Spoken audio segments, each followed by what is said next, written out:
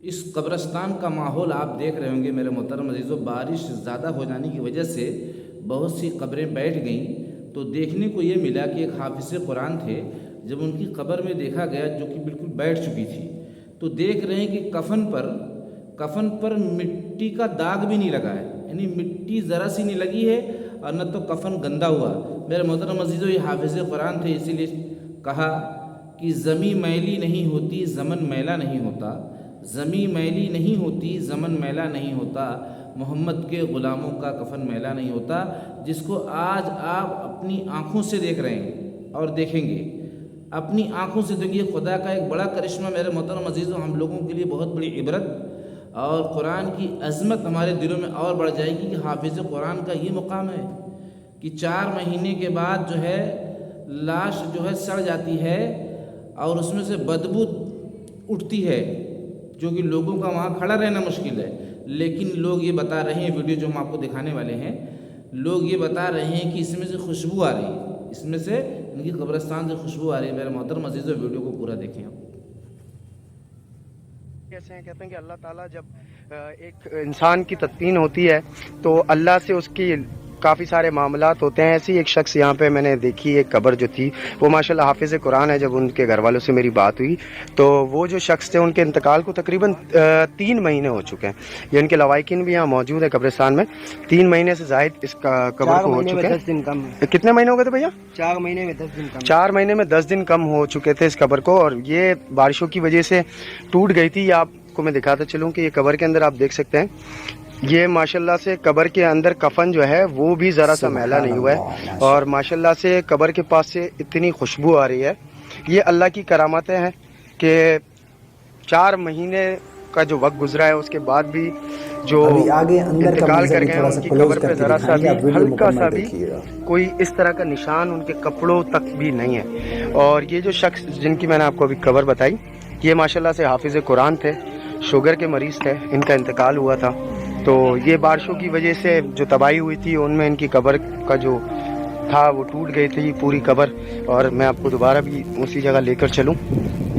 کہ آپ دیکھ سکتے ہیں کہ ان کے جو لوائقین ہیں وہ اس ٹائم قبر کی مرمت کر رہے ہیں، اور ماشاءاللہ سے یہ اس کے اندر آپ کو میں دکھاتا چلوں گا، یہاں سے ماشاءاللہ بڑی خوشبو بھی آ رہی ہے قبر کے اندر سے، اور یہ میں آپ کو دکھاتا چلوں۔ یہ دیکھیے گا، یہ دیکھیے گا ماشاءاللہ سے یہ کفن جو ہے اس پہ ذرا سی مٹی بھی جس کو کہتے ہیں وہ بھی نہیں لگی ہے ماشاءاللہ سے، اور میں اتنا قریب ہوں اس سے ابھی آپ کو اندازہ ہو رہا ہوگا کہ اس قبر میں سے اتنی خوشبو آ رہی ہے، ورنہ انسان کے جسم سے ایسی بدبو آتی ہے، لیکن میرے ماشاءاللہ محترم عزیزو، واقعی میں اس ویڈیو کے دیکھنے کے بعد جیسے قبرستان میں جانے کا ڈر ہی نکل گیا۔ اگر اعمال اچھے ہوں، یہ محترم حافظ قرآن تھے جس کی وجہ سے ان کے کفن پر آپ نے دیکھا ہوگا کہ میل تک نہیں لگی ہے، مٹی تک نہیں لگی ہے، کتنا چکنا جو ہے، کتنا صاف ستھرا ان کا جو ہے کفن تھا، جیسے ابھی خرید کر آیا ہو، جیسے دھل کر کوئی چیز پہنی جاتی ہے تو آدھا 1 گھنٹے تک جو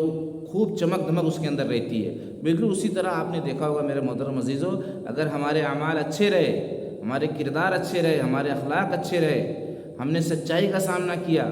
ہم نے جھوٹ سے بچنے کی کوشش کی، ہم نے پیٹھ پیچھے کسی کی غیبت نہیں کی،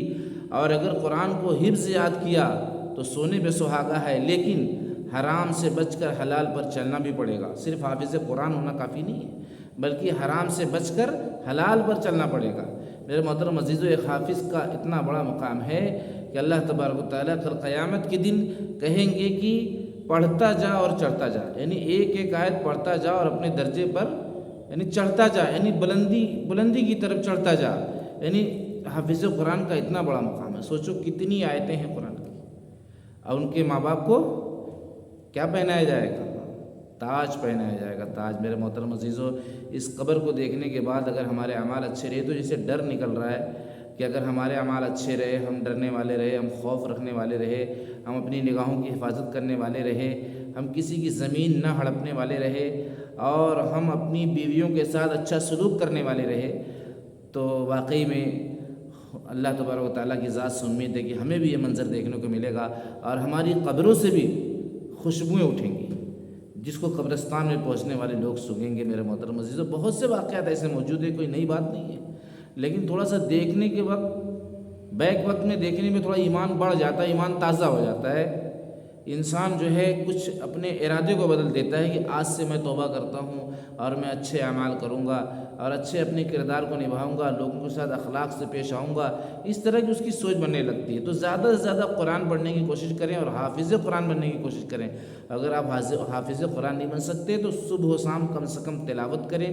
معنی و مطلب کے ساتھ، مخرج کے ساتھ۔ ہاں، قرآن کو سب سے پہلے تو مخرج صحیح نہیں، بہت بڑی تعداد میں 70% لوگوں کا مخرج صحیح نہیں ہے، تو مخرج کو سدھاریں۔ ہا کہاں سے نکلے گا، بڑا قاف کہاں سے نکلے گا، عین کہاں سے نکلے گا۔